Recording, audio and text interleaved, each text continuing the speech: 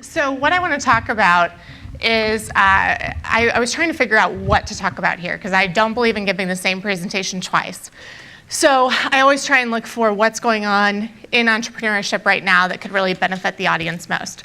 And I was doing a bit of research right around the first of the year, knowing that this was coming up, and went onto Twitter and just searched entrepreneurship. And there was a really interesting dichotomy occurring at that time. So we had a lot of really energetic posts about how fabulous entrepreneurship is. And if we get the slides going, you'll see a bunch of headlines that say that it's awesome, that it's the future of jobs, that it's what we should be teaching our children, it's the way that we're going to change the world. And those are all true things about our culture because entrepreneurship in general is really scary, right? It's really risky. And so we've developed this culture that's very much about powering forward and about all of the opportunities that this industry presents, and that's fantastic. The interesting part about my Twitter search was, the other side of it was about Aaron Schwartz. How many of you know who Aaron Schwartz is? So Aaron Schwartz was 26 years old and committed suicide about 3 weeks ago. And he was the co-founder of Reddit and actually helped to develop the RSS feed when he was 14 years old. Really a savant when it comes to technology and a huge advocate in public policy for the way that we digest information through the internet. And so I looked at this, and you have these really energetic posts about entrepreneurship and how fabulous it is. And then you have the devastating loss of somebody who has really driven entrepreneurship, technology in general, forward. And it kind of illustrated to me the ups and downs, right, of entrepreneurship. And they are extreme. It is probably one of the biggest emotional vested industries that you can go into, if you can even call it an industry. Really, it's a lifestyle, right? So we're talking about people who say, money is not my primary motivator, I don't need the structure that gives me stability of working for big business, and I'm going to go out and change the world. And when you talk about that, that's a huge emotional investment on a personal level. And so what I want to talk about today is what entrepreneurship is like in real life. And very much like the Twitter search that I did initially, the past year for me has been a combination of those ups and downs, right? And I think that it's really important, if you're an aspiring entrepreneur, to do your due diligence and know what you're getting into. And know that entrepreneurship, at the end of the day, you could become Mark Cuban. The likelihood of that is less than 4%. You can also lose your life savings, right? And that's the type of thing that we want to talk about because there's a reality to that. And if you are a current entrepreneur, I still think the topic's relevant, and here's why. Last year, I got to a point where I wasn't sure I wanted to be an entrepreneur anymore. And I thought that I was experiencing emotions that no one else who was a good entrepreneur could ever experience. And it turns out that that's completely false. And so the one positive thing that this unfortunate death of Aaron Schwartz did is brought a lot of blog posts to light from really successful entrepreneurs about some of their personal struggles and some of the real life experiences that they have gone through. So there are 4 categories that I want to discuss. The first one is money. And this is especially meant for the aspiring entrepreneurs. So you think about entrepreneurship and you think about people like Mark Cuban, right? The guy owns at least 1 plane, if not more, and lives a pretty fabulous lifestyle, owns teams, just great, right? But if you go into entrepreneurship trying to make money and not for meaning, you're going to have a really tough time. And here's why. It is a grind. Every day you get up and you need to wake up and go to bed thinking about your business. And if your only driver to do that is money, you'll never be satisfied. So you need to find something that is meaning-driven. And in life, when we talk about meaning-driven, it means that the bucket of money will never be big enough. Mark Cuban can still buy more planes, and the likelihood, again, of you getting to buy as many planes as Mark Cuban is very, very slim. However, if you have a meaning and you have a reason to get up every day and fight for the sale, you will be in a much better place to go through those hard times. And Mark Cuban said it best. I heard him on a radio show the other day, and he was talking about how do you really become a successful entrepreneur. And he said it's basically about sales. And he told a little anecdote about at one of his early startups that there were two salesmen, and they were talking to each other in the room. And he walked up to both of them. Owner walks up to you and says, "Who has the checkbook and who's writing the check to whom?" And the conversation was, why should two salesmen ever be talking to each other? Because you're supposed to be selling.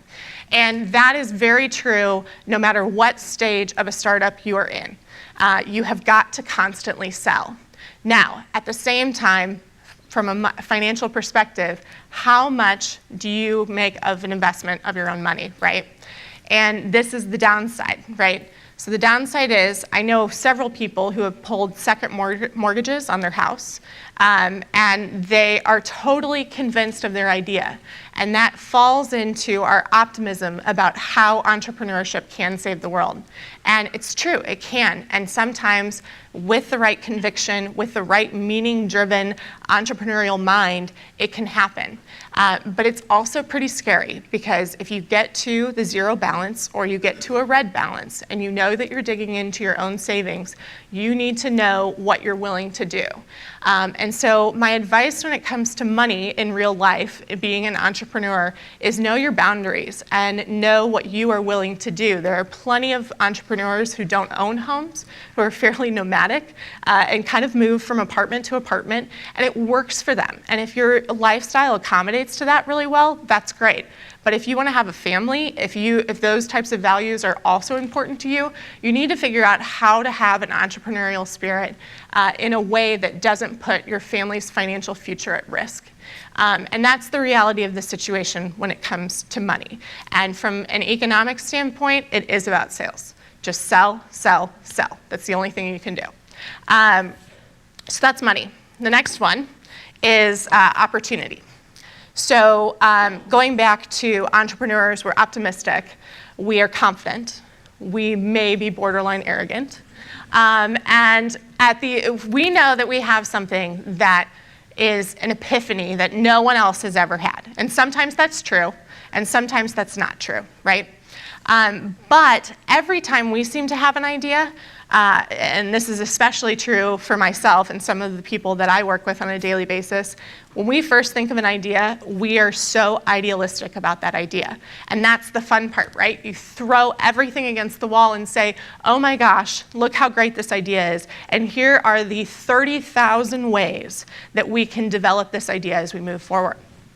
And in some cases, that can be true, right? And you can grow it to that scale. In other cases, what you're setting yourself up for is to ultimately fall back after you've had this idealistic idea and developed all of these things that sound awesome, and you go back to the original idea and you're no longer motivated. You don't care about it anymore because you thought of all these way cooler things that are harder to sell, more complicated to take to market, that people are not going to understand, and that idea doesn't have the same sex appeal. And that happens a lot. And so kind of referencing what Arel was saying earlier, you're going to have a lot of ideas, and you should keep them somewhere. But you don't necessarily want to act on all of them, and you do want to do your due diligence before you get started. Because one of the worst things that can happen in terms of opportunity is that you do go and execute on an idea, you invest money, especially personal money or friends and family and seed rounds of funding, you get people invested in something that truly doesn't have a trajectory for growth. And so on that front, it's about sales again, and testing the viability of your idea before you take it to market.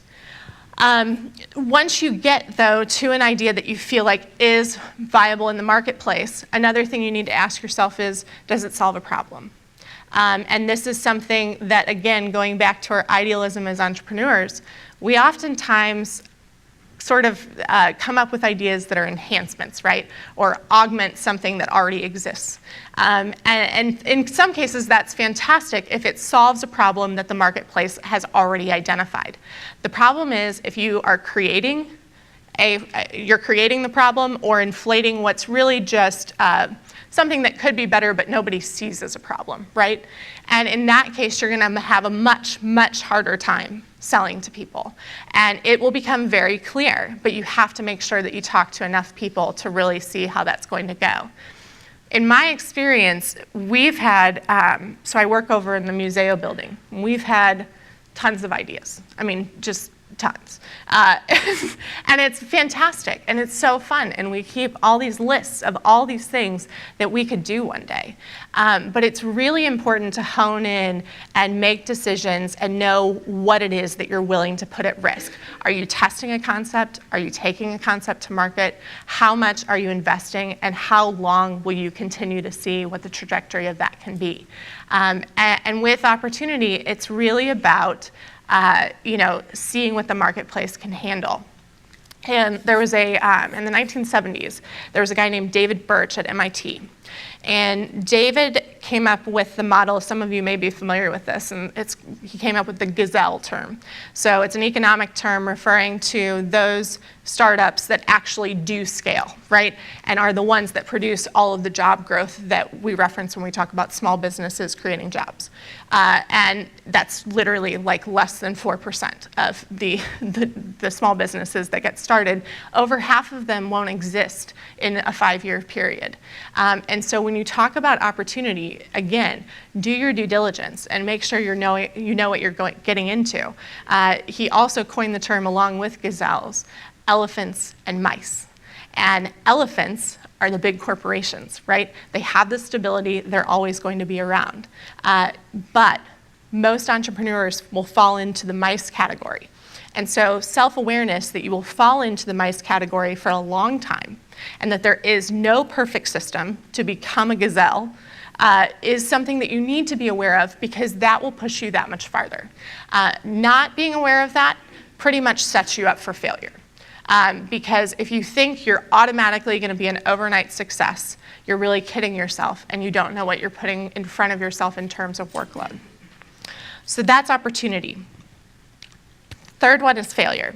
And I think Matt is going to talk about failure and why it's necessary later on, and I think we've heard a few references to why it's important this morning.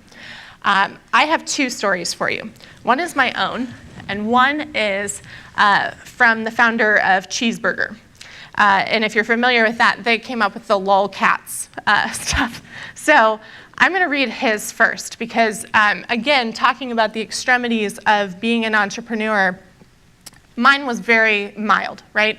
But still relevant. His is the extreme. So this is from a blog post he wrote. His name's Ben Hugh. He wrote a blog post called "When Death Feels Like a Good Option." And I'm just going to read a little part of it. It says, "I closed the doors of my first startup in the summer of 2001. I was thoroughly broke, depressed, and feeling the burden of losing hundreds of thousands of dollars of other people's money. Loneliness, darkness, hopelessness, these words don't capture the feeling of the profound self-doubt that sets in after a failure. Loneliness, darkness, hopelessness. These words describe the environment of depression. Self-doubt that shakes you to the core and starts a fracture in your identity that makes you question if you should even exist anymore." And as an entrepreneur, I can tell you, when you are idealistic, when you're coming up with ideas, and when you want to change the world and you're mission-driven, you have a lot of conviction, and you're going to try and follow through on something to the best of your ability. And you will put in the time and the effort, and you know that the workload is going to be incredible, but you'll still do it. And when that fails, it is one of the hardest grieving periods you will ever go through. In our society, we've tended over the past couple of years to talk about failure as a good thing, and it is a good thing. It is important. It is the only way, we talk about entrepreneurs being fairly stubborn. I'm fairly stubborn. If somebody tells me that we can't succeed in doing something, chances are I'm still going to do it because I have to learn for myself. And that's the value of failure. You have to be able to get through that. However, in real life, going through failure can feel like there is no way to get back up. And the confidence of an entrepreneur is one of the most important core qualities for them to be able to move forward. And when that's shaken, it can really have a huge effect on how they perceive their value in the overall economy. And do they ever have a place to go?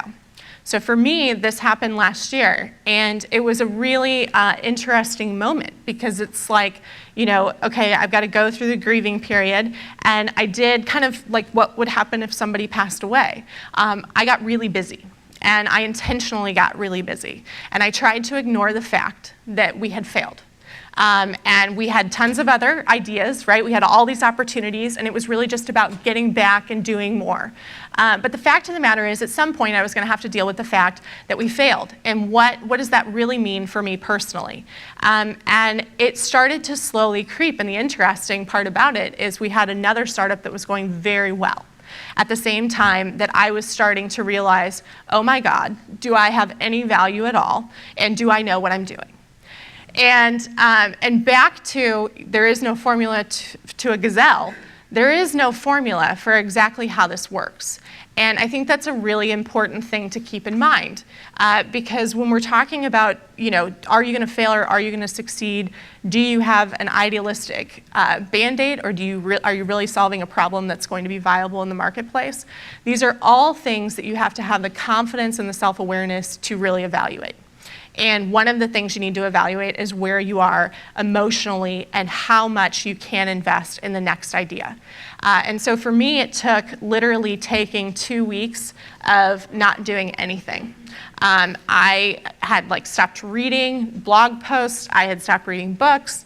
I pretty much dropped off of Twitter. And I sat there and thought, okay, if I'm not going to be an entrepreneur, what am I going to do?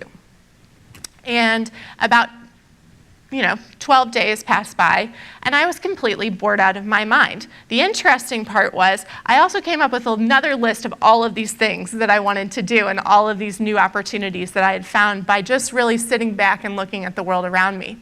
And that's when I knew that I'm still an entrepreneur. I'm not Mark Cuban. I hope that one day we will have the mission-driven success that we are seeking. But we knew that we had to keep powering forward, and I knew that this is the best possible lifestyle for my personality, and that I will never be the person who can sit and do the job at the desk, that I am the person who seeks opportunity, I am the person who needs to fail to learn lessons, but getting back up is part of that. And with that, actually, I would strongly encourage you to read Ben Hughes' blog post, because he goes on to talk about how the most important thing that he did was get back up. And in real life, that's really what it's about. You have to get back up, but you have to have the awareness of what you've gone through and how that's going to impact you as you move forward. The final thing in real life that I want to talk about is relationships. So this one is really timely because a new book just came out by Brad Feld and his wife Amy, and it's called The Startup Life. And it is surviving, basically, and thriving in life with an entrepreneur. And I can tell you, I just got married last year, and my husband works for Veterans United, and he is an absolutely wonderful man, not an entrepreneur. Does not understand for the life of him why it is that all the time, I'm constantly looking at things and trying to figure out how we can solve a problem or use them to build something that's going to change the world. But one of the most important things that I did for myself and also for him was to identify what it is that drives me and what it is that annoys the crap out of him. And to work through kind of the balance of what that looks like. I used to work about 100 hours a week, I would say. I constantly had my computer open, doing research and just producing things, right? And I could never turn it off because there's just this constant stream of news and all of these opportunities that we need to be looking at. But relationships at the end of the day are what are going to be by you as you grow older. And they're going to be by you in times of failure, and they're going to be behind you when you succeed. And putting those people first is completely vital to having a strong foundation and really being able to do things like come back from failure, right? The other side of that is outside of your personal relationships and your professional relationships, and why are those important? And I think it's really timely that I'm talking right before lunch, and I don't know if that was strategically placed or not, but with relationships, there is value in just getting to know people and being real with them. When you are going through hard times, as well as when things are going pretty well and the bottom may fall out at some point, it's good to know people who may have been through that before. And I know we've talked a lot this morning through various talks about why it's important to network. And there is an importance to having official mentors. And there's also an importance to having people who can introduce you to the right people to make sure your product gets sold. And all of that is highly valuable. But it starts at that foundation. You should really get to know people just to know them so that they can become part of your support group. I thought it was great that the two girls noted that they have like an entrepreneurial support group that gets together. It's one of the most important things is to know, again, that people are going through similar experiences to what you are, and being able to talk about those in a really transparent fashion.